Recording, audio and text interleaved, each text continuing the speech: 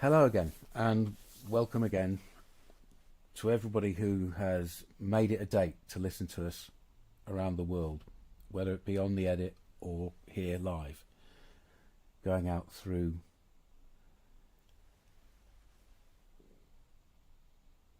the two main channels, Facebook Live and LinkedIn, and also out on YouTube.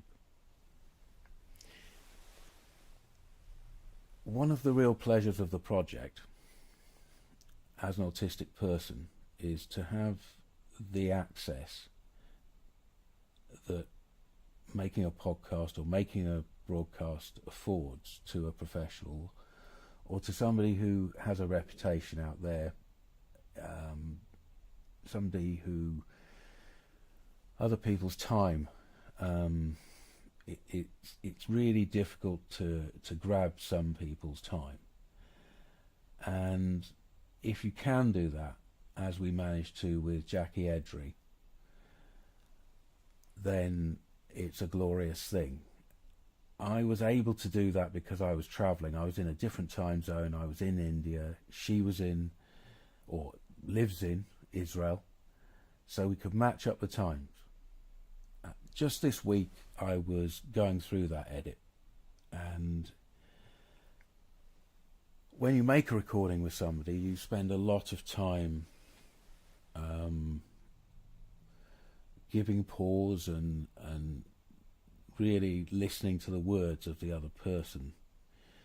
But then when you edit again, that's a second time. And what I heard again in the edit as I was finalising it this week was a really coherent, cohesive position that Jackie puts out, really well expressed. So if there's one of our programs that you listen to in the next week up, if there's one of the podcasts, then let me recommend that one to you. It'll go out in the Advocate series.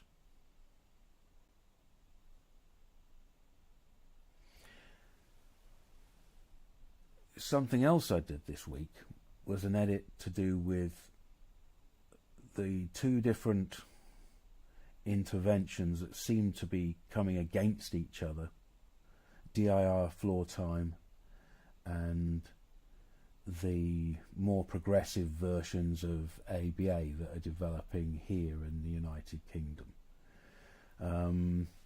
So we have two very learned people,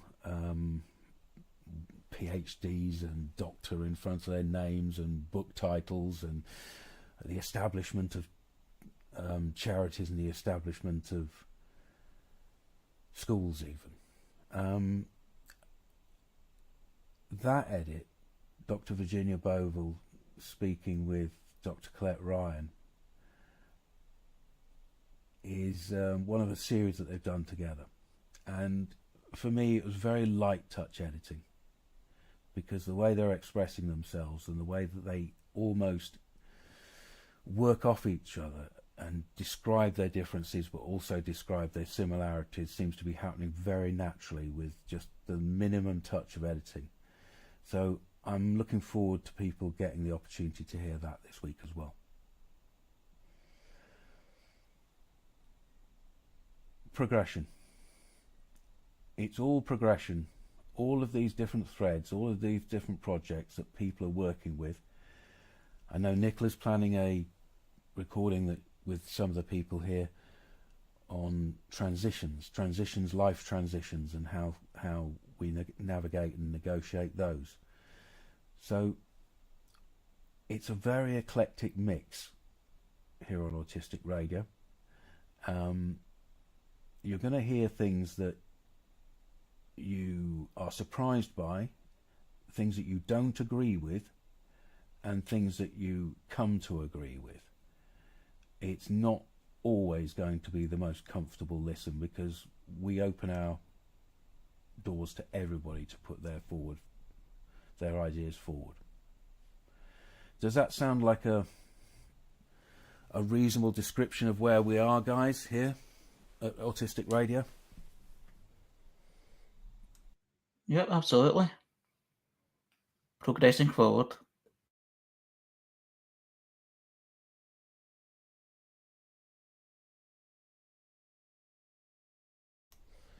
So Harry, take the mic away and take us into the curated edition of your social media, Harry's Facebook page, please. Over to you. Thanks, Jules. Good evening, everyone. This is Harry's Facebook for Sunday, the 8th of June 2025. And this is where we go through the Facebook posts that have been shared on the Autistic Radio Facebook page and the descriptions and topics based from them. So, our first post is from Panda. And Panda are a charity organisation, and it stands for Promoting Autism Neurodiversity Awareness. And what they've shared is about ableism. And what they say is ableism isn't just about individual attitudes. It's everywhere, woven into our systems, culture, and daily lives. This powerful image, which they have shared, breaks it down. Ableism is ingrained in our systems, embedded in society, tangled in language, and ever present. It's normalised in culture, hidden in plain sight, and a daily struggle for so many. Ableism creates barriers to equality, is shaped by ignorance, constantly reinforced, deeply rooted, and is a form of systematic oppression. Let's recognise these truths, challenge ableist thinking, call out ableist language, and work towards a more inclusive world for everyone. What's people's thoughts on that?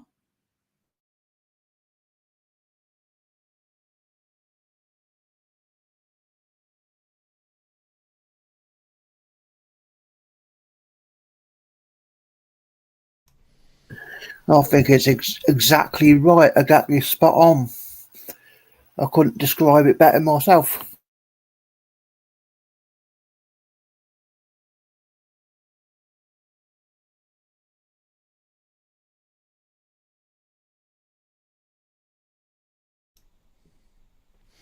I think I live in a kind of nether world, really, a kind of half ableist world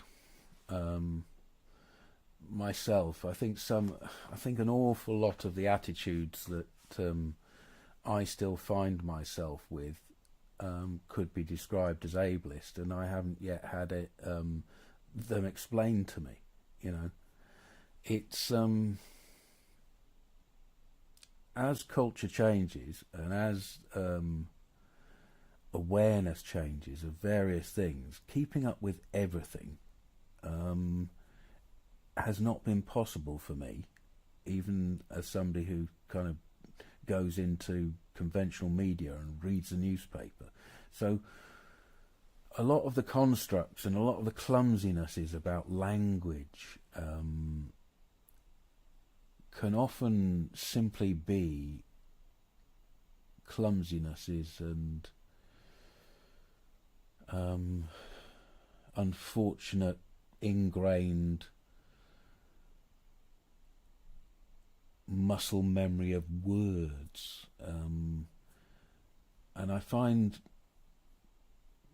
how we educate one person as the culture develops from a different generation to the other one is where that's that interface that that needs to be kinder and softer and more thorough in its way of explaining. As the generations move on, and they explain what is ableist and what these concepts are to the older generations, they have to kind of adapt their message to the possibilities of understanding of the people who've gone before. I think some of the strategies around banning language and stuff, it turns out to be confusing for most people.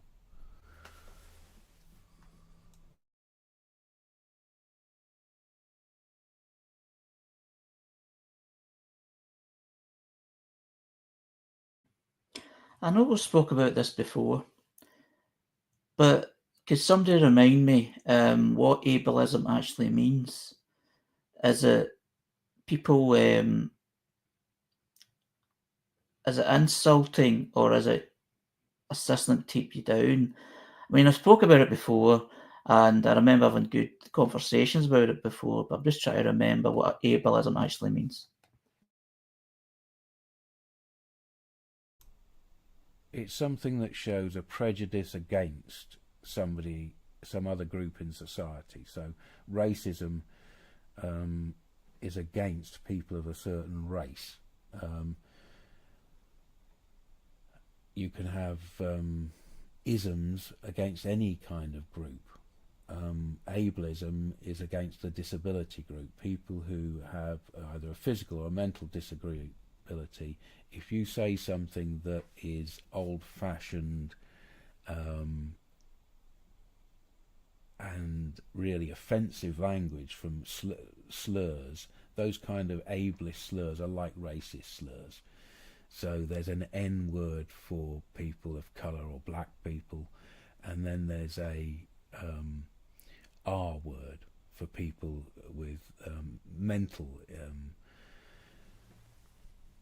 differences. So some words are just, you do not say them because they have their own single letter, and there's an R word that goes here.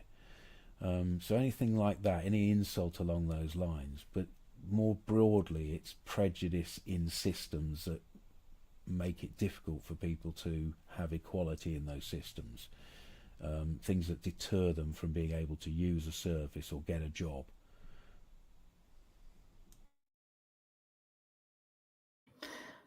Yes, thanks for that. It's just because the word ableism, it kind of throwing me because it's that word able, but I get it now. Thank you. Well, in a sense, it might be a promotion of the normative use of the word able, which is like that is the standard, that's the accepted norm, and anything else is seen as worth a prejudicial perspective, which is why sometimes I think I've noted this in myself that I have internalized ableism. You know what I mean? Because I grew up conditioned by an ableist society, which sees able as normal and right and correct. And you judge everything according to those standards. So it affects your thinking. And so that's what I see as internalized ableism, which has the advantage of like making me now able to see it in others who are using it negatively. And to follow on from what Ray's saying, eloquent as that is, if you have a sense of able and unable or inability, then somebody is deciding what is ability and what is inability. So a set of standards are being made up, a criteria is being made up, and some people are being included within something and some people are being excluded. And that is a social construct. That's not real. What is ability and what isn't ability, in general, is not real. It is a decided sense of what a human being should be. And it goes into eugenics eventually. One of my exes used to have a favoured way, a way of using a word that she had to use at times, but she turned it on its head sort of, and it was the word invalid. And she used to put this little score in between in and valid, and sort of say invalid. And then she projected it into herself and said, sometimes I feel invalid, which gave her a kind of, because she was a social worker, a kind of empathy for those who were deemed to be invalid. It was just a strange way of turning the phrase around.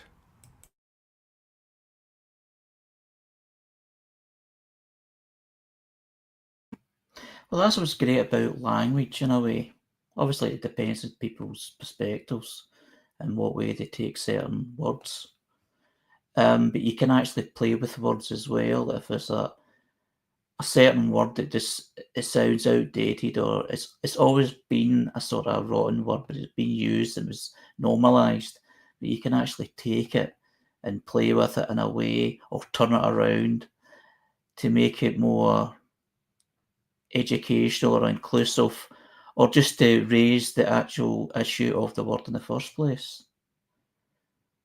I mean, the word assume isn't a bad word in terms of offending people, but I know that people have played with that word, and they say if you assume anything, it makes an ass out of you and me, breaking up that word. So that's one example of doing it with certain words and, you know, making a point, and making a good point as well.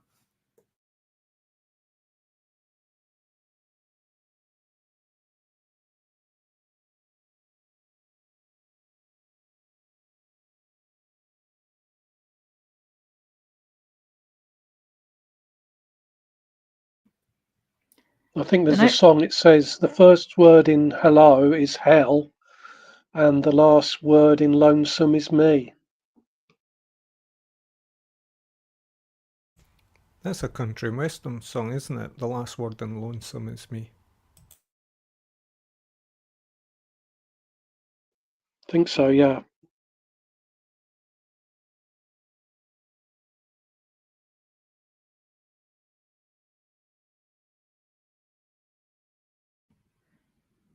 the next post is from ICANN Network Limited.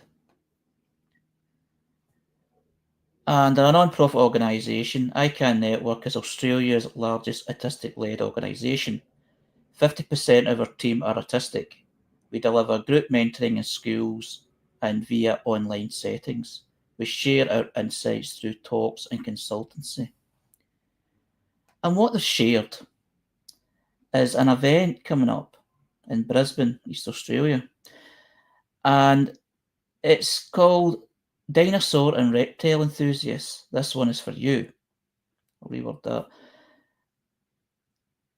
ICANN Network are advertising an event for people who are interested.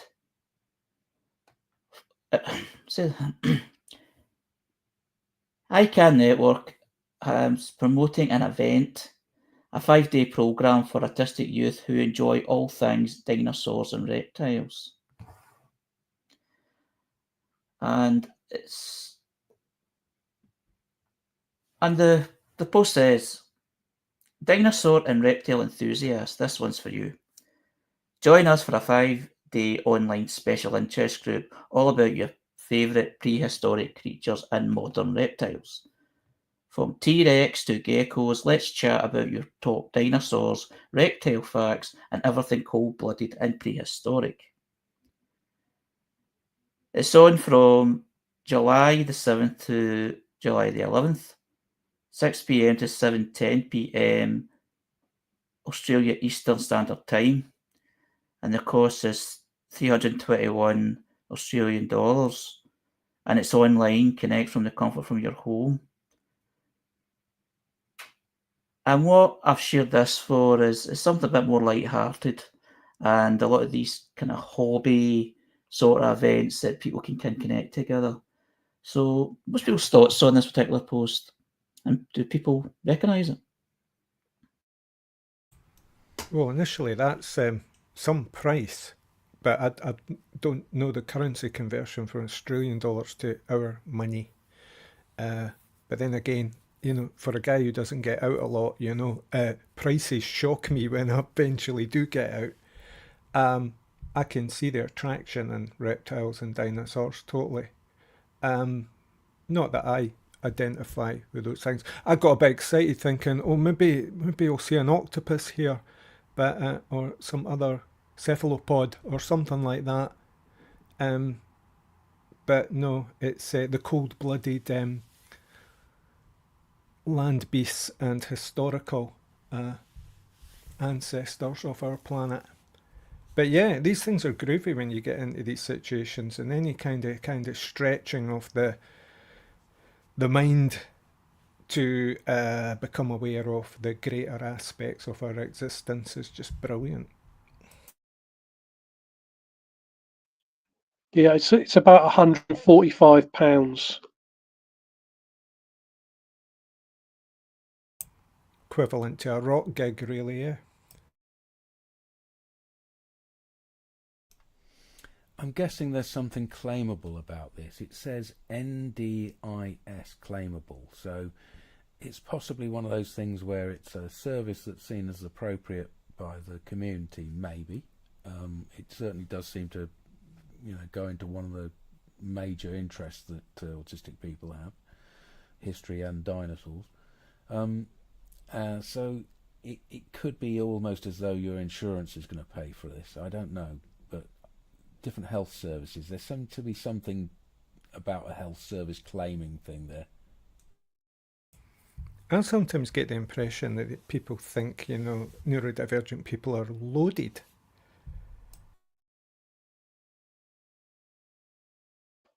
There's a new Jurassic World movie out, I think, the beginning of next month, and it's sort of a cash-in, isn't it?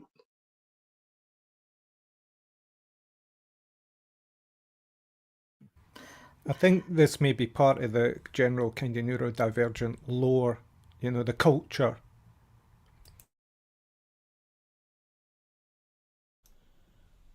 Yeah, when I go to the British Museum or when I go to the Natural History Museum in London, I'm expecting to see quite a lot of other neurodivergent people there. We gather. Well, the Edinburgh Museum has an amazing skeleton, Yep, we pop in there and we spend maybe 3/4 of an hour, and it's enough by then. It's so much stimulation. But luckily we can just do it. We can just pop in between walking from one part of the city to another. The sort of subterranean Egyptian rooms are quite soothing and quiet, though. And the Scots Museum next door.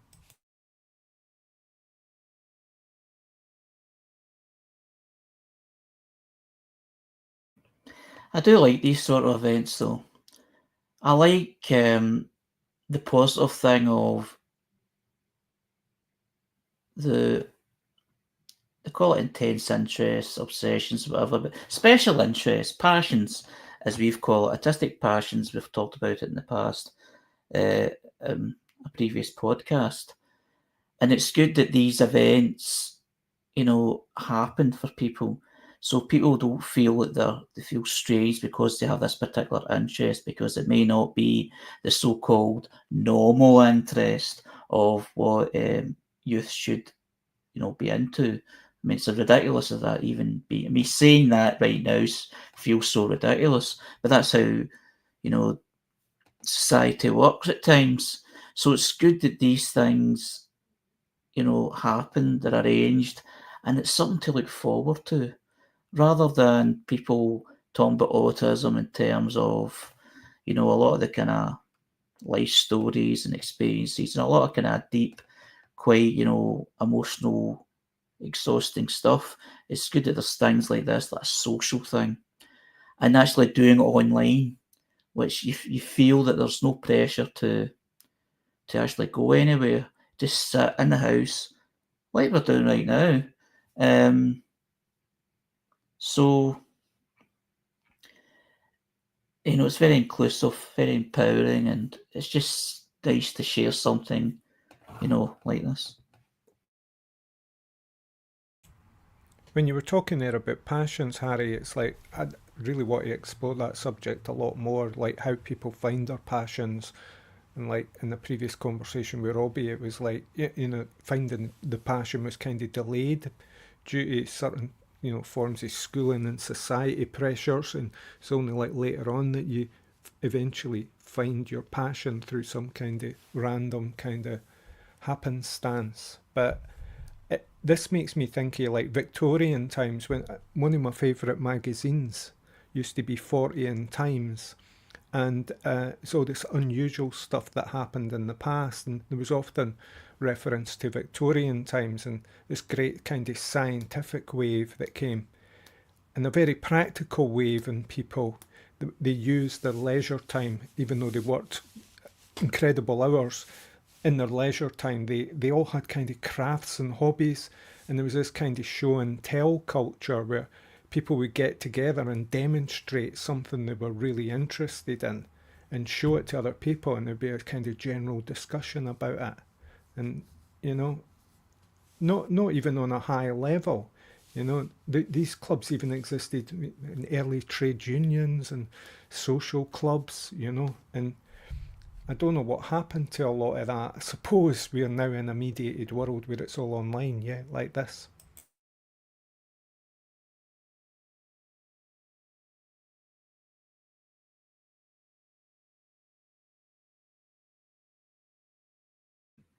The next post is from the autistic teacher. As a public figure, autistic and proud, sharing insight and understanding to help the autistic community based in the UK. And what they've shared is a presentation about de-escalation strategies. As an autistic person, we can experience the world in all detail and extremes. As an autistic person, we can experience the world in all its detail and extremes, and it can feel overwhelming. This can lead to a meltdown or shutdown. De-escalation techniques can help us to avoid crisis point. Stay calm. Don't shout to be heard. We need your calm. Avoid making demands.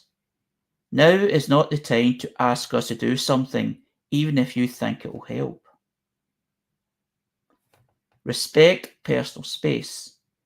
Don't get in our face or too close. It's more to process. Decrease sensory stimulation. Dim the lights, turn the radio off, give space. Avoid the word no. No can be very triggering for some people. Validate feelings. We need to feel understood. Answer questions kindly. We might need reassurance, clarification, or connection. Be aware of your body language. We might feel more sensitive or threatened right now. Taking a walk. A quiet walk or change of scenery might help. Different face. Don't be offended. It isn't personal. Sometimes a change of face can help. Snacks and drinks. For many reasons, snacks and drinks can actually help. This is by no means an exhaustive list of de-escalation strategies, but they might help to support you or your autistic person. What's people's thoughts on this? It's not an exhaustive list, but am I the only one that finds lists exhausting?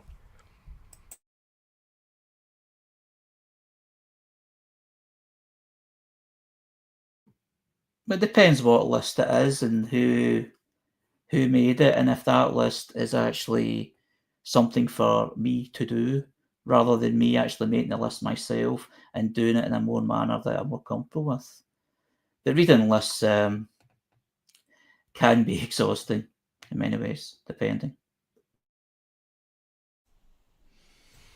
I think this copyrighted piece of material is very good. It's nice, clear design, nice typography, no messing about with fancy fonts, clear against the background, big enough to read, and everything that I heard through there was a very sensible set of timed thoughts and progression to de-escalate a situation. So I'm very pro that. Now, obviously, I'm not going to ask people to print it out and stick it on their wall because that would be breaking somebody's copyright. But maybe in some way buying this as a PDF from the autistic teacher and having it around the work study of a professional office makes sense to me. One of the things that we're going to be doing in the fall of this year, the autumn, is to be present at a de-escalation, harm reduction, restraint reduction conference as Autistic Radio, and we're likely to be taking recordings from people who've had very negative experiences of restraint in different circumstances here in the UK, whether that be in prisons or in police cells or in the mental health field or the actual just medical field. So everything we can do to de-escalate situations and stop them getting into those brutal situations that we see so often is something to be applauded.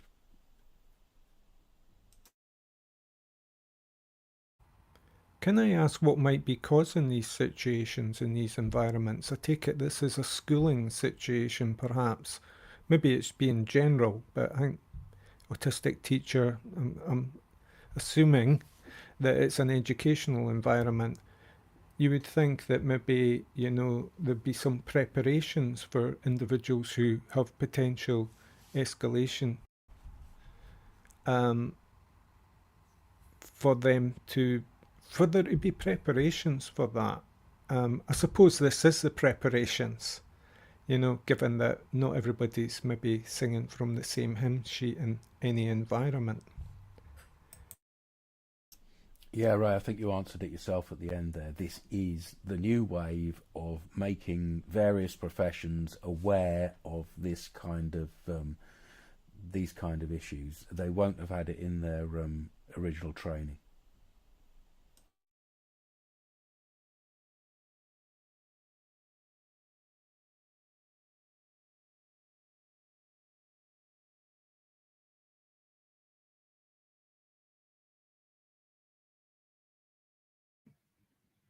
The next post is from My Journey with Autism, which is a community page. Renate Nana Ya Onahawa Kafur is a photo model. She's a 22-year-old and has autism.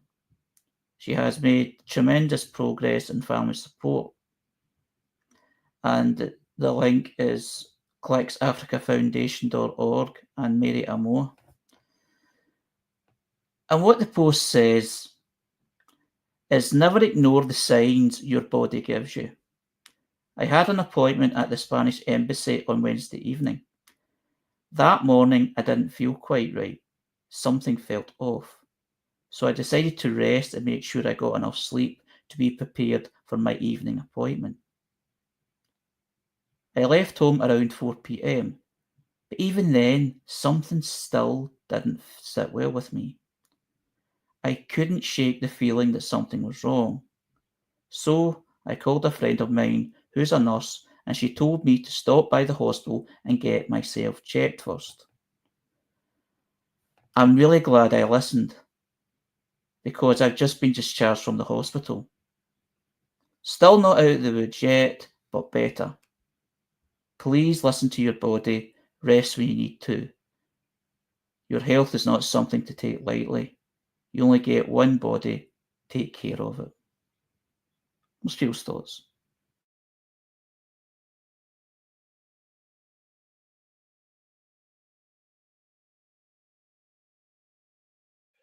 Problem here these days is if you want to get a doctor's appointment, sometimes you're going to wait a long time. And I've had sort of minor health issues and I haven't bothered because by the time I get to see a doctor, I'm pretty certain that I'm going to feel better. We have a phone number here that you can call out of hours, and sometimes there's an out of hours at nearby hospitals, but usually it's best to make the phone call first, have someone call you back and ask you about your situation. Very often they will escalate it themselves if you've given them any kind of reason to do so. you know, like, because the initial questions are, you know, matters of, you know, yeah, to do with your health, you know, it's like they're quite serious questions. But usually if you're just wanting advice or stuff, they can put you in the right, they'll often say just call your own GP the next day. But if you are really concerned, you can get an appointment scheduled, usually that evening.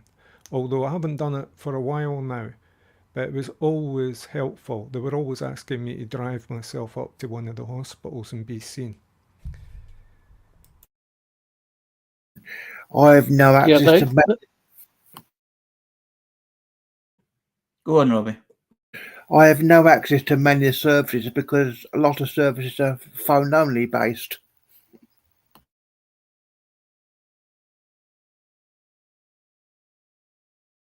Yeah, that's that issue you have, Robbie, with using the phone, isn't it?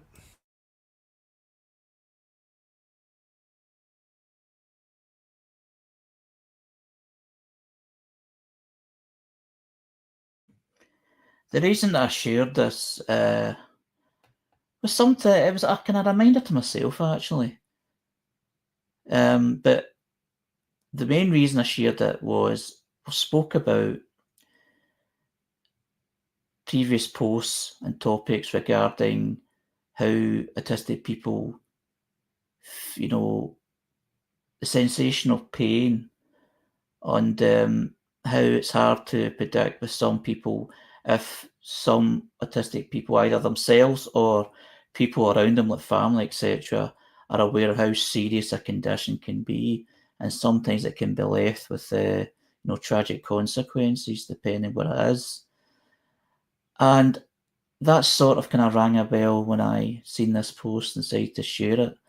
But it also reminded that no matter in the world, there's this sort of encouragement of just getting on with things. See, if you feel kind of ill, either say it to yourself or you're encouraged by others, you know, you have to be really seriously ill, like you can barely move and you're in extreme pain before you seek help, because it seems in society that seeking help for a genuine thing is a sign of weakness. I know it sounds ridiculous, but I think that may affect a lot of autistic people and people in general.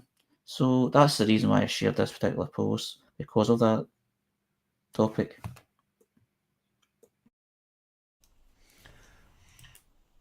I was looking at my journey to autism page, my journey with autism page, and that took me to a link.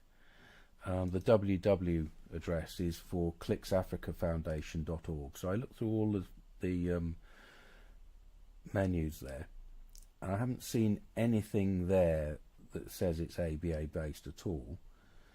I've seen two of the people there saying that they are occupational therapists, and the language in the website is relatively progressive.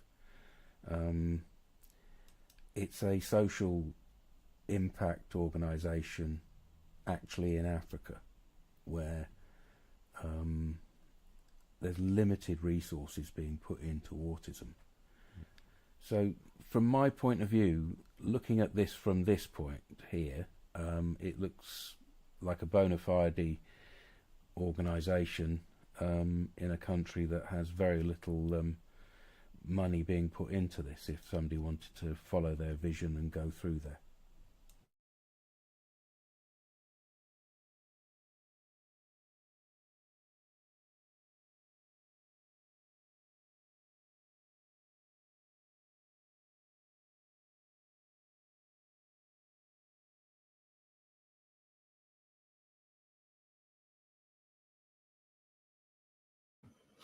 The next post is from Devon Autistic Modelers Society, Devon AMS. And they're a non-profit organisation, and this is a new modelers group based in the UK. This is a new modelers group based in the UK. And what they've shared is basically there was an event and they were just sharing and promoting it. And it says, "Hi, chaps and ladies, admin Ryan here to let you know Hi, chaps and ladies, admin Ryan here to let you guys and girls know it's just under an hour before I go live for the first of 2 live streams. The first show at 7:30 p.m. Greenwich Mean Time, and the second show 8 p.m. Greenwich Mean Time. Feel free to join me for a chat and feel free to ask questions about autisms and modelling in the comment sections of this post or on the live stream. Also, feel free to comment on what models are and have you guys and girls been working on at the moment. Feel free to post the models you guys and girls have been working on, and we will share your work also in the live stream. There'll be a recorded video on the live stream as well, so after the show is finished, you guys and girls can rewatch it just in case you miss either show. And it's like model planes. It seems here. I've raised it before. I've shared it before, I should say. I've shared it before. It's just something it's nice to share in terms of the hobbies and special interests that many autistic people have. And it's just good to show there's things out there dedicated to that. What's other people's thoughts?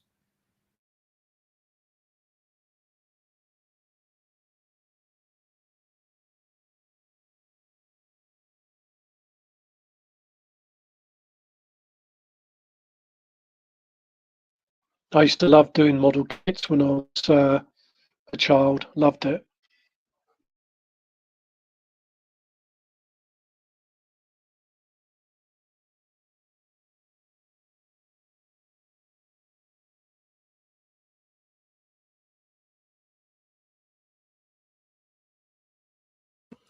Yeah, I like these sort of things. Although it's not my particular special interest, it's great to see, you know, what people do as their own special interests.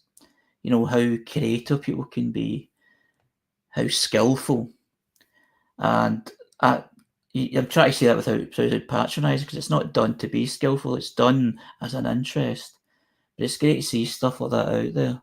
And people actually showing it off a little rather than hiding away. Of course, it's by their choice, but what I do know is when I share something that I've done, and even though I'm a wee bit kind of hesitant to show it because I don't want to come across as a big head or anything like that, but when you show something that you've done and other people appreciate it and you appreciate other people's things, it's like a nice kind of buzz and a nice kind of atmosphere to be amongst.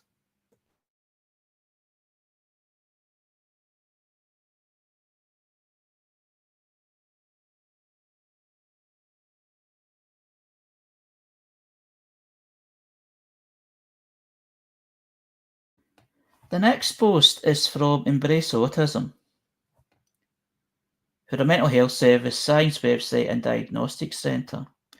Research-based information and empowerment by autistics for autistics. Embrace your advantages. And what they're talking about in this post is heightened pitch detection. Some autistics show superiority in memorizing Some autistics show superiority in memorizing picture-pitch associations, detecting pitch changes in melodies, and even absolute pitch. Common sensory strength. Anybody ever heard of this?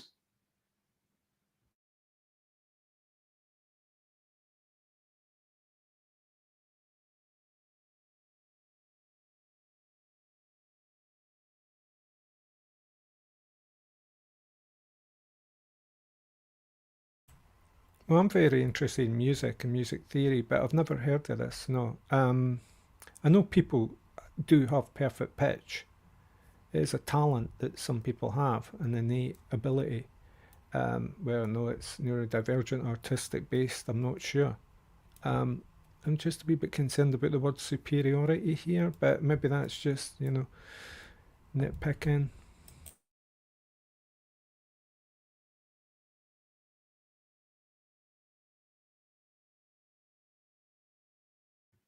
Yeah, I totally agree with that. That's how I was kind of caught, even though I shared in the first place, but actually reading it out, going, superiority.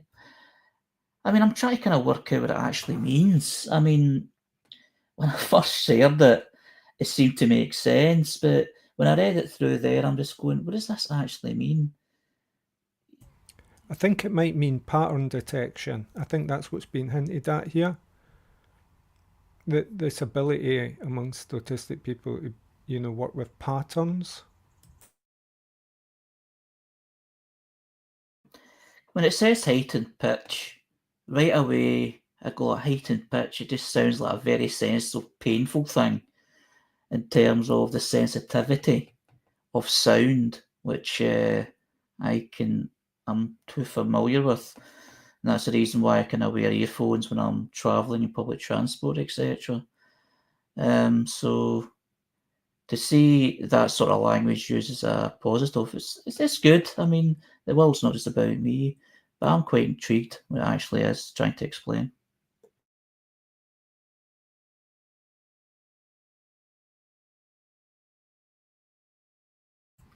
Yeah, we often respond to, like the title of this from a negative point of view, don't we? It's like we go, oh yeah, another problem that autistic people may suffer.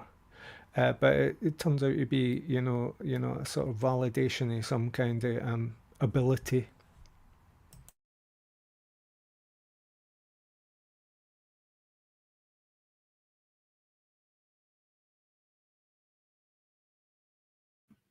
I did try to look up a link for it, but there wasn't anything direct. It just went to the website itself, so that's why I'm a bit lost this time. Most of the time when things are sharing these, that there's a kind of link that you can go to that if it's a long, research paper or whatever, it gives you an introduction to at least explain what it's talking about. So anyway. Harry, perfect pitch is when somebody has the ability to discriminate between two different notes. And often, people with perfect pitch, you could say to them, give me this note, and they would be able to reproduce that note by singing it to you. So it's that kind of sophistication between their hearing and their ability to be able to look at a piece of music and break it into all of the different notes and have them accurately, whereas most people would be in some kind of sliding scale about where a note was, and they'd be off the pitch rather as opposed to perfect pitch, exactly on the interval that a note would be.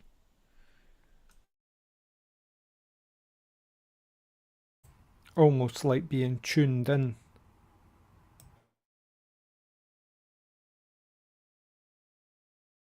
Yeah, the word attuned is quite a good way of thinking of it. Attuned to music.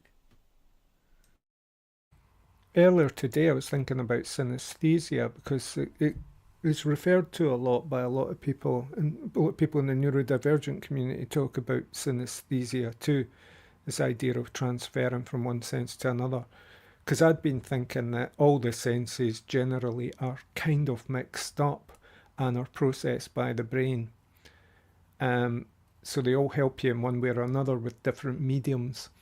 So the ability to like know tone and pitch and sound and to reproduce it is just a kind of modicum of accuracy that is quite impressive, but is common in a lot of musicians.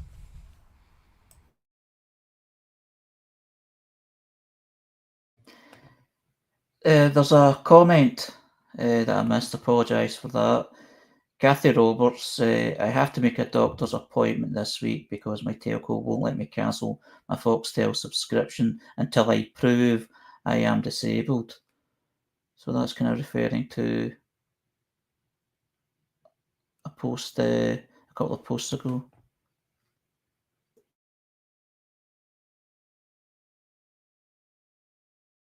Apologies for missing that.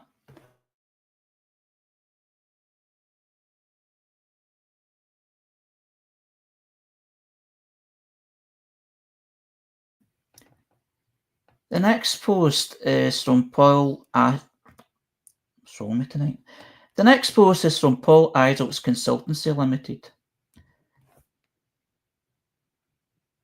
And what he's talking about is autism, human attachment, and personality types. And it's based with a second voice, CIC, and 3 others in Buckinghamshire. Hi, top fans. Autism. The next post is from Paul Idol's Consultancy Limited, who's a motivational speaker. My name is Paul Idol's, autism advocate, speaker, trainer, and consultant. Paul Idol's Consultancy Limited.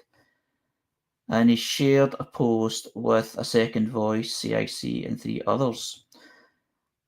And what he says, it's about autism, human attachment, and personality types. When we think of attachment in oneself stages of development, we may not take into consideration how they can manifest, grow, development, and time. The 3 main types of attachment are anxious, avoidant, and disorganised, which is a mixture of the latter. Take into consideration the biological factors and potential conditions such as some forms of bipolar and schizophrenia. And it has a link regarding the bipolar. What genes are differentially expressed in individuals with schizophrenia? A 6-time review with the link for that. It continues, the next aspect is core beliefs. These could also be considered. Worldview beliefs that parental generation overhangs influence children, not only in what is right and wrong, but ideas of other people and expanding into coping strategies and acquired mental health conditions. They influence attachment, friendships, and or relationships.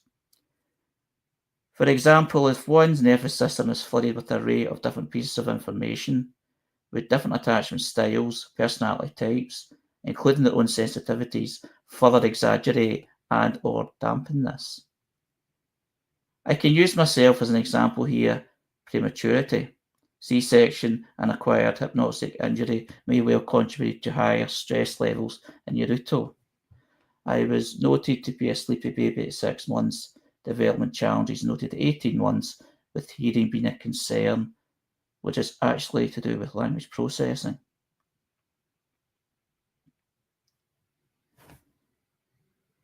Caesarean birth is associated with lower motor and language development scores during early childhood. I was solitary and I considered exposure anxiety a negative nervous system response and a form of dissociation a factor. Along with the OCD and constant need for a dopamine hit and binge eating was my emotional regulator.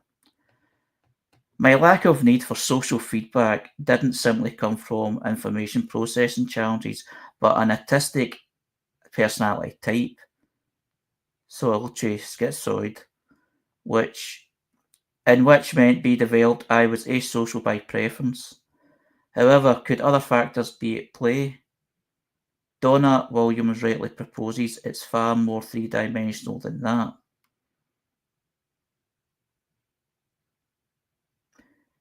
As an autism consultant since 1996, I have worked with attachment disordered kids with autism and those who are not.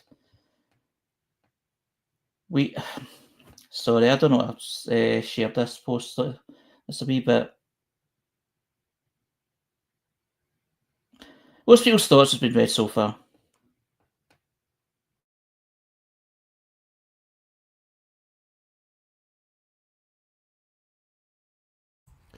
Well, this poster is a motivational speaker who's been through all these situations, has, got a great deal of learning, has analysed themselves to a certain extent, and is now working in the field, helping people with what they've discovered, I imagine. I understand your reservation in carrying on with it, Harry, because it's kind of in-depth, with the academic study. I'm looking at the wrong screen now and can't really see what I'm reading. But it's all perfectly valid.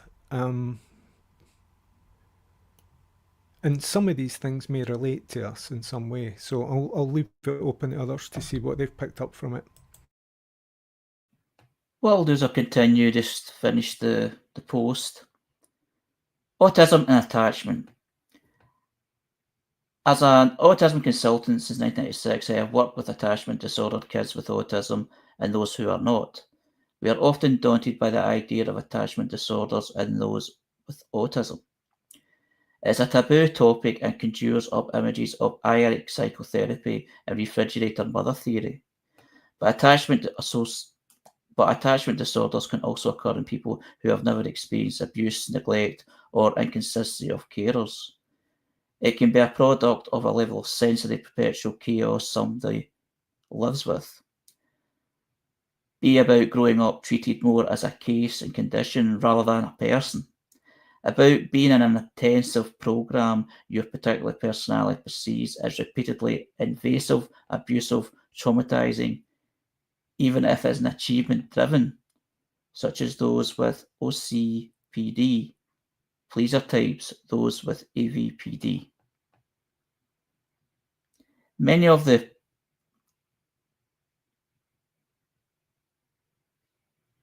of my information processing challenges meant that could render me into a void. Many of the information processing challenges meant that could render me into a void, fragmented faces, bodies, objects, distorted sounds or language, inconsistent bodily messages and feedback, the inability to do self and other made it difficult to connect with and vice versa. However, I am grateful to have had persistent and loving parents and in reflection not to be bitter about my past. So wanting to connect and needing to connect are two different frames of thought and drivers. This is why I steer clear of stereotypes such as being autistic is everything about me. It so clearly isn't the case. Human development is far more complex than that, and it's about looking beyond the grass and getting to the roots, getting to the whys. And there was also some words from Donna Williams, copyright 2012, as part of that post. So it's quite in-depth. So what's people's thoughts on what was being posted there?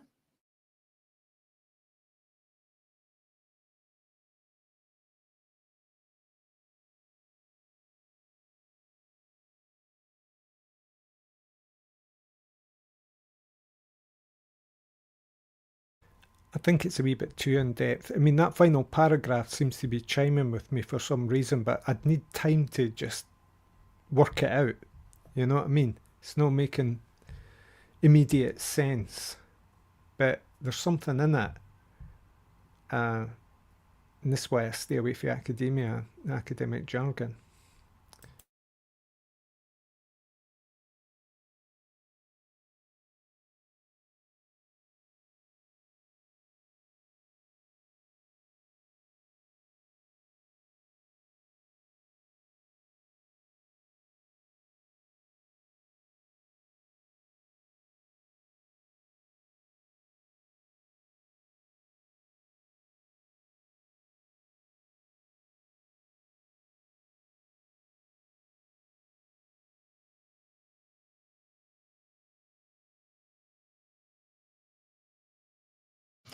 Yeah, the reason I shared this, we've shared a few things from Paul Isaacs, and I don't know why I'm taken by surprise by how lengthy and how descriptive and how depth it is, because they always are.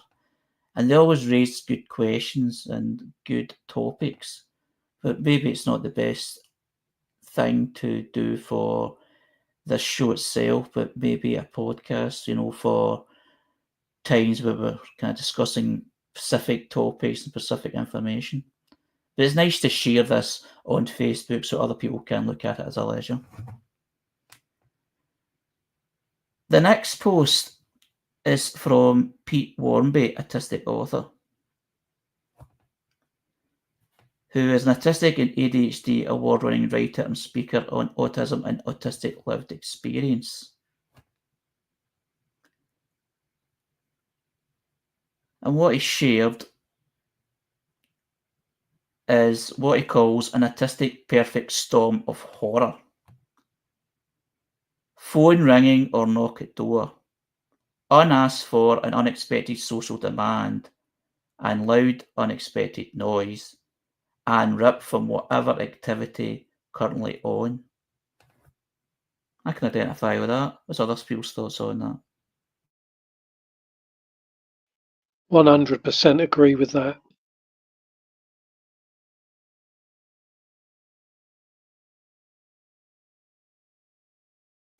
He's speaking about them all happening at the one time. Well, possibly it can happen all the one time, but it's possibly just the different instances as well. I can totally relate. I've had situations where all of these are basically the one thing. Yeah.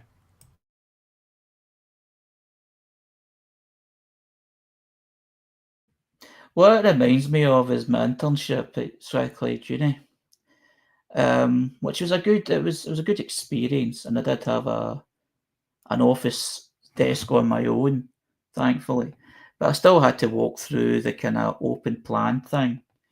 I know you kept hearing this, everybody all talking at one time, phones going off, sudden loud noises, and just, even though it wasn't chaos, it sounded chaotic to me. And I was saying to myself, I'm glad I don't do this every day. It was 3 times a week. And it's like, life is so noisy. And it can just throw you off. And there's things that used to kind of really put me off my stride, like unexpected phone calls. And when I used to answer them, and I didn't recognise the number, I used to answer them just to be polite, only to come up against some sort of kind of salesperson or scam, or maybe it's both, and then feeling bad when you sort of kind of say to them, kind of go away politely. And then it just kind of ruins the sort of mood, and it's given me a fright as well. It's like, I didn't expect to get a phone call. I'm sitting relaxed, and then boom, that happens. And it just feels sort of rattled for a good time after it. And it's the same when somebody comes to the door, which doesn't happen as often, thankfully. And because I've got a secure entry, it sort of kind of doesn't happen as often as I've had my own front door. But yeah, these are horror, and they can be horrors at times, especially if I haven't slept well the night before, which is quite a lot. Although, in fairness, there is ways to remedy it. Like with the phone, if I don't recognise a number, I don't pick up the phone, and if it's important, they will leave a message. And I do the same with the house phone as well. They will leave a message if it's important. And I just try and be careful with who comes to the door now. And if someone comes to the door, I don't feel as bad as I used to, even though it still irritates me, but it's going to irritate you anyway. Somebody try to sell you something that you don't ask, that you didn't ask for. You described it as a mood, Harry. I'm curious as to what it is that's being disturbed by these things. I mean, I have my own ideas, but I'd like to hear what others think.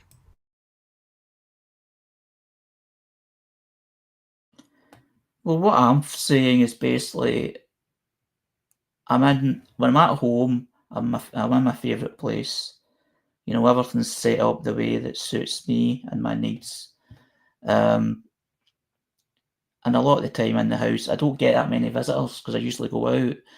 So like a sudden phone call or it's disrupting me from a pattern that I actually planned to be in for that day. And I just find it so infuriating. So say we were able to eliminate all these things that could interrupt us, the technologies and stuff.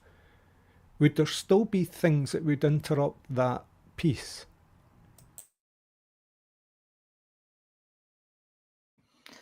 There's always different ways of communication. There's always somebody will find a way to disturb you. So no doubt it wouldn't eradicate it, no.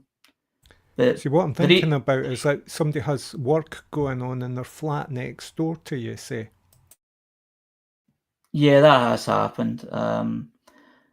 There was a time where the building I was in was getting new cladding on, and it took some time for it to be done. And the thing that was infuriating me on that, because it didn't affect me apart from the noise, which was 8 o'clock to 5 o'clock at night. And they did get on with it, they didn't hang about, but they made the mess of the garden downstairs, and the place was such a mess as well. And it's like, I'm living in a bit of a dump here. But yeah, things like work getting done, and naturally I've got neighbours, and they're not going to say to me they're getting work done in their house, are they? So sometimes like, oh, what's that noise? And then I work it out. I get over it. I don't complain about that, but I'm easily disturbed, let's just say. Yeah, I empathise. I mean, even when I've found perfect peace, I'll suddenly get obsessed with something in the room that isn't quite right, or something to do with my clothing, or an itch or something that I have. Or suddenly a wee niggly pain will appear from nowhere, as if it's, consciously trying to disturb my peace. I think what it is we try to achieve a kind of flow. And that's very easily taken away, by circumstances and the nature of society and the demands of it to interact with its, machinery.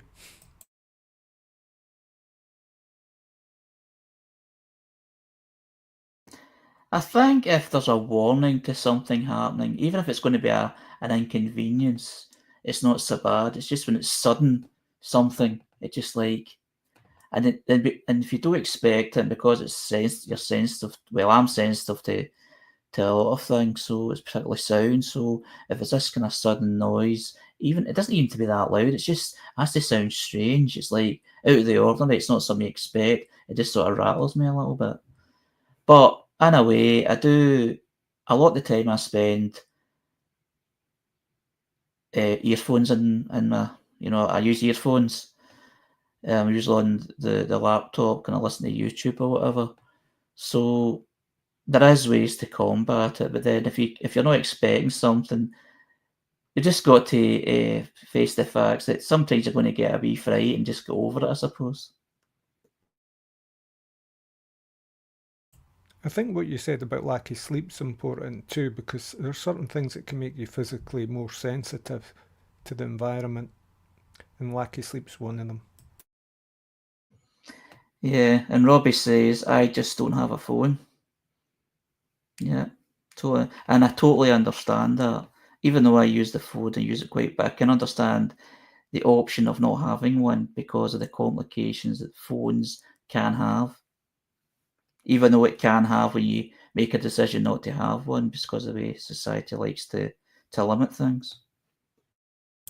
I love that idea of going back in time, like we're pre-technology dependencies, and I can imagine myself in this kind of like 1950s reality or something, but the world itself hasn't gone back in time with me, so it's going to come at me with a 2025 vibe.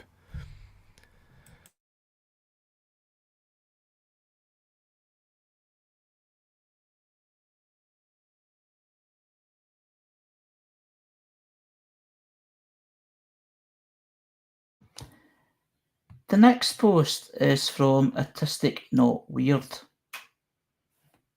Community page, articles and insight about autism from Chris Bonello, an autistic author, advocate, speaker, and former teachers. All articles Chris Bonello, copyright 2015 to 2025. And he shared with someone else. It's a follower share request. Another research survey. This one specifically for older autistic people. So it's a researcher opportunity. Help us understand the experiences of older autistic adults. Researchers at the University of Manchester are inviting autistic individuals aged 55 and over to participate in an important research project. Your insights will help us understand what it's like to live in a world not designed for older autistic adults.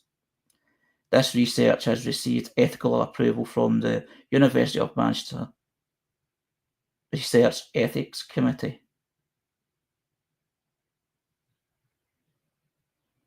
So what's your thoughts on that? It's not something we'll see very often, but it does begin to pop up now. Research and projects actually talking about older adults, older autistics, something that we've actually called for a while, because things in the past tend to focus on children. And just smirking at that bit at the end with the two universities, University of Manchester, University Research Ethics Committee, reminds me of a song by the band The Fall, the Manchester School of Business School. Let me see now. What do I think of this one? I'll hang back a bit, I think, on this.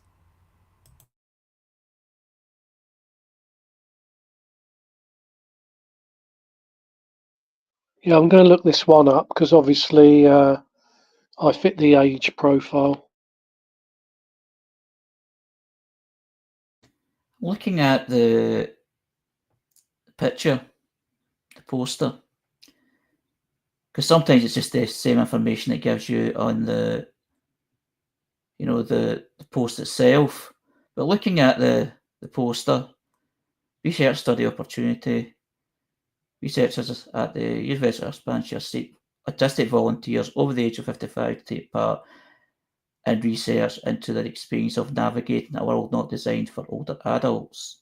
And it's asking, are you autistic, age 55 or over, and are you able to understand written and or spoken information given in English?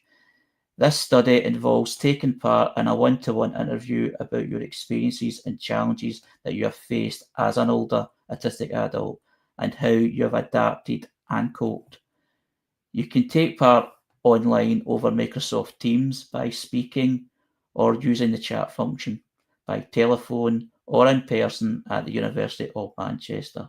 Interviews will last approximately 1 hour. And the contact is Rebecca Stapleton with the appropriate. The contact is Rebecca Stapleton and the email is stipulated in the post.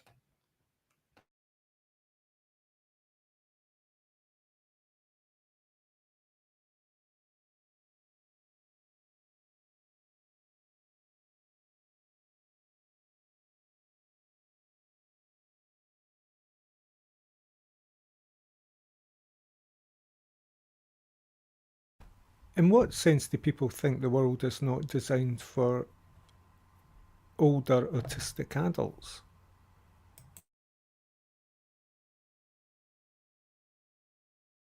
I think I just feel that after I got my diagnosis that there wasn't really, I don't feel that there was any sort of help for me really.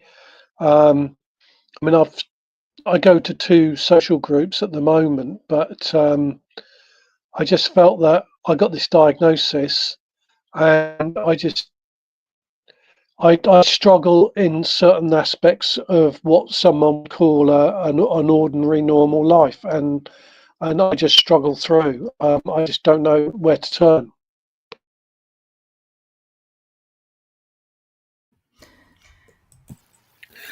When I got my diagnosis in 2014, there was virtually no support. What I got was via the charity, and I was funded directly by my father. When I lost my father, what little support I had was taken away. They just wanted to do me skills that I already had and work skills at a time when I was traumatised with losing both parents in the home, and so there isn't any help. The groups I actually go to are actually, none of them are autistic specific. The situation here in Scotland, there have been some pilot studies to put some money into creating post-diagnostic support for people in their adult years, particularly, it seems, our age group. And we've taken part in this for a number of years, looking at this. First of all, we were supposedly in a co-production that fell through with a conventional autism professional organisation. we missed out on the opportunity to apply in our own right to a first round of funding, but we followed a very successful autistically led group, professional group, who paved the way with an excellent model that was then taken as a model to follow to the Parliament building in Scotland in a joint presentation with Scottish Autism here. They're unable to get the next round of funding for the autistic group because the goalposts got changed on the next round of funding, and they wouldn't have met one of the criteria, which this criteria caught out a couple of professional autistic people group who just took the money as their own income and did very little of benefit. So it cut them out, but it also cut out the beacon of hope, the one that was getting all the attention, because of the way they structured how the finances would have to work. Our organisation is in the absolute position to be able to fit all of those criteria, and I made sure that our application fitted exactly what was asked for. Plus, we are an entirely autistic organisation with a lot of experience in providing aftercare for people after their diagnosis or realisation.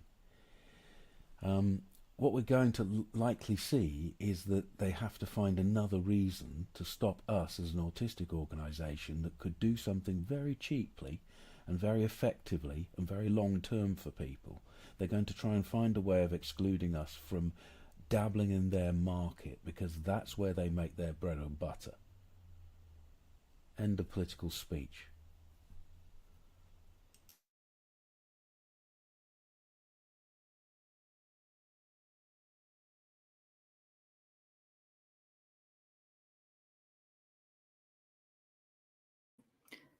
The next post is from Autistic Revolution, who are a community organisation and have a magazine based on employment, creating new, diverse and affirming places, creativity, education,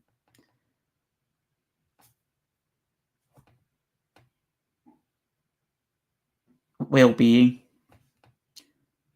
And what they've shared is about applied behavioural therapy. And they say that applied behavioural therapy runs through every single school in the country.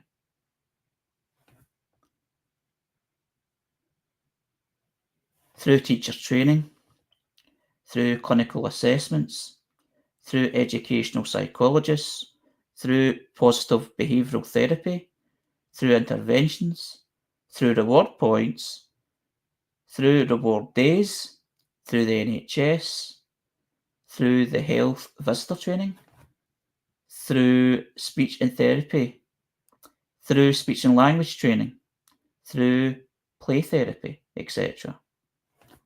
So yes, there will be, of course, a massive children's mental health crisis because of it.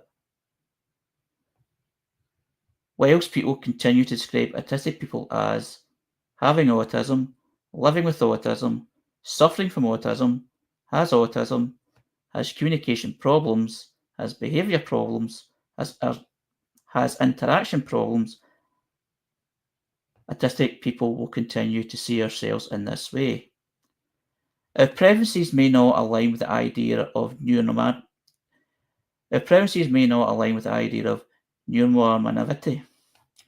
Our goal is to be ourselves. That's it. Any other outcomes or target that don't align with autistic culture is simply conversion therapy. It's 2025 people. And the country they're referring to is the UK. What's people's thoughts on this post?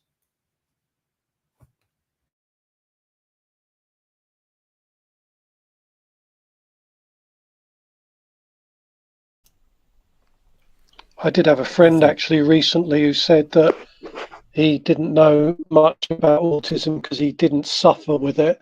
And I did correct him. I said, I don't suffer with it.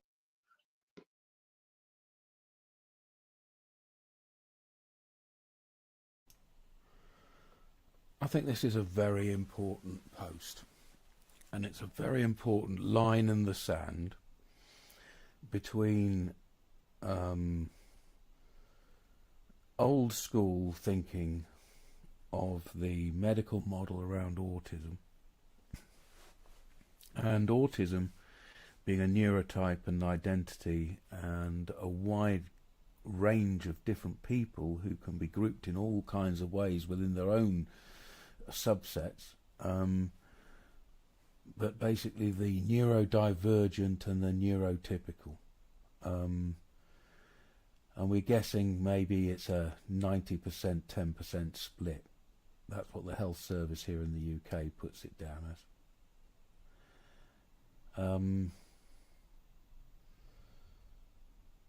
And where the chasm is really about identity, changing identity. Who has the right to control somebody's behaviour? Who has the right to judge somebody's behaviour as unacceptable? Who has the right to decide on what's normative in communication? What is and isn't rude? And the post very clearly points out that the ideas that are the framework of behaviourism and behaviourist science and all of those things that are associated with them, the ideas that frame that and have framed that do come from a background of attempting to alter autistic people. It's incredibly important that the groups that are getting together now, the Facebook groups and the educational research groups, I go to some very small discrete places quietly here at Autistic Radio and represent us in places where people are really making some very interesting change-making thoughts in different spheres, in different international places. And having a real push for people to understand why ABA, as it has been put out there, is unacceptable to us, is really, really important. My attitude is that I have a possibility of changing things by speaking to the ABA community direct, but other people will do it through this form, and this form is really important. It's how the neurodiversity movement got to where it is now and has afforded me to have the understanding of my own identity. It's informed me. So this is always going to be necessary. The fight back against the conversion therapy of ABA. Remind me, Autistic Revolution was that magazine, wasn't it, that the woman was going to step back from running? Yeah, that was kind of a bit of a drama, really. They've picked up the pieces. They've realised they can do it anyway as a passion project. They were trying to do it as a kind of business. Now it's all voluntary, and they're doing something fantastic. They're putting out a positive message, and they're also campaigning.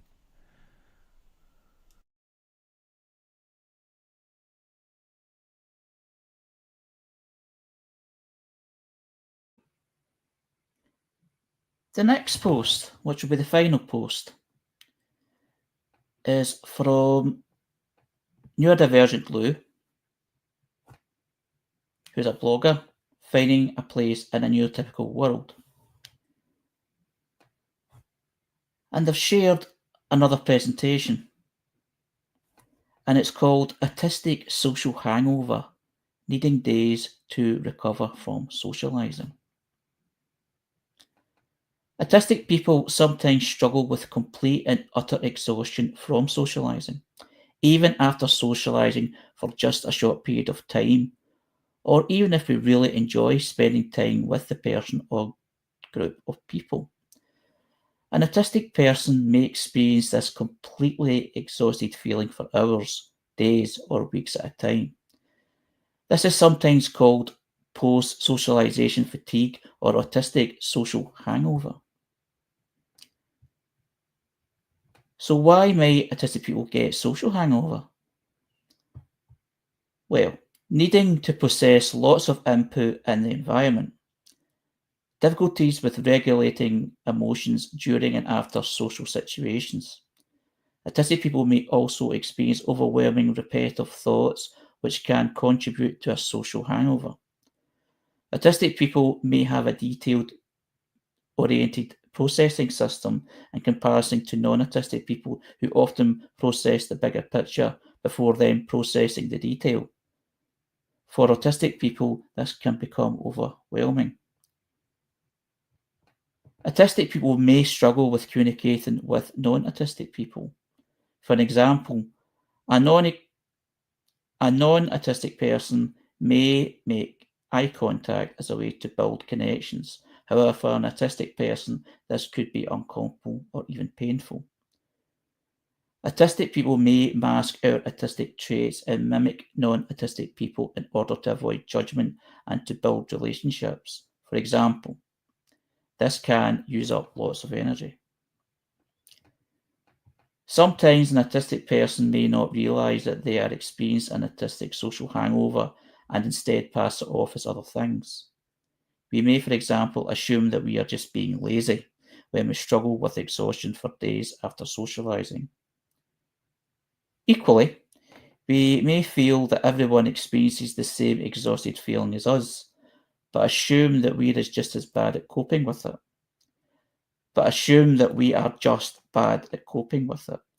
We may feel like we should try harder. The autistic social hangover experience is often misunderstood by others too. When someone enters into a state of being unable to move or communicate, for example, this is sometimes mistaken as someone being distant, strange, lazy, or perhaps even rude. What's people's thoughts on this presentation?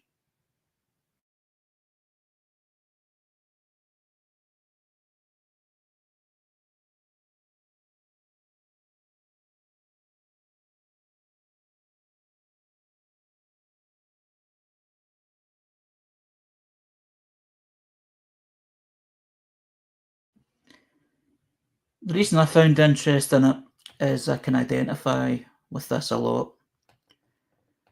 I mean, just at the weekend, I was doing a lot of things, a lot of good things, meeting with nice people, a bit of work, and going to my brother's house to watch a football match. And it was all good, it was all great. But I was looking forward to getting home into my own space and this sort of feel of the need to recover from doing the socialising. And even though both instances, was quite easy, very enjoyable, there wasn't much stress involved. I still felt a lot of energy. I still felt a lot of energy was used just to be in company of others. And I'm talking about family. I'm talking about people that I've worked with for a number of years now, and I'm comfortable being around them. When we talk about things, it's not just about the thing we're there for. We talk about, just kind of general chit chat, small talk, I suppose you could call it. But it still took time to recover. And I used that time yesterday and probably a lot of today as well, actually, from recovering from that. And it did feel like a sort of hangover in a way.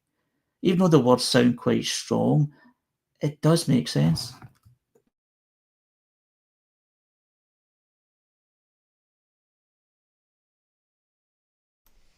Yeah, that hangover is a good way of describing it for me, because it is that sense that you've had too much, and and it's a bit bleary. It's a bit, the next day, the idea of having communication after too much communication in one day can be a real, oh God, I don't want the hair of the dog. I don't want to see that again.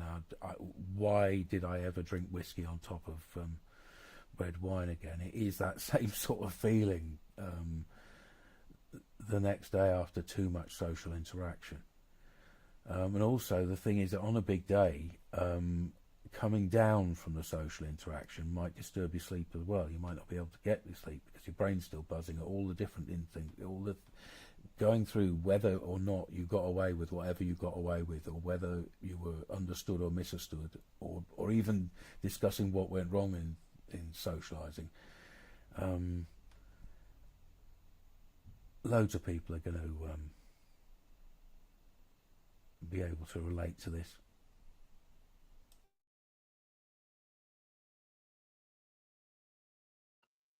I just always felt like I was going faster and faster and faster. And I mean, I did really well, but I was drinking a lot to help me get through it. And then eventually, I sometimes it's like one of these potter wheel things. The lump of clay's there, and it's gradually it becomes like a jug or something, and then the clay just wobbles and falls over, and that was inevitable. And I mean, it took me years to get to the point where I reached severe burnout, but I got there in the end. Sometimes even socialising with autistic people can be a wee bit fatiguing, although often it's quite invigorating because you explore things not normally explored in your general socialising. I think there's levels of socialising as well. I mean, to go all in is just asking for it. I like to take it on my own terms. I think socialising with other autistic people can be the most intense because you are so in tune with each other. I mean, I've got experiences recently when myself, my wife, my daughter, her girlfriend, all of people who are neurodivergent, and we are riffing off each other, and everything is going so fast, and it's four-way across, and you're getting everything that's going on. So it's like at the speed of light, and it's more exhausting than any other because it's using up your battery faster. But it's like flying. It's riffing. It's when everybody in the conversation is joyously riffing on it. No one's down, That's why I like the 2-hour limit on mobile phone calls. And that's usually when I say to my friend, let's just breathe. Let's remember to breathe. And maybe we'll get up and stretch our legs a wee bit and do a little bit of exercise while we're raving here.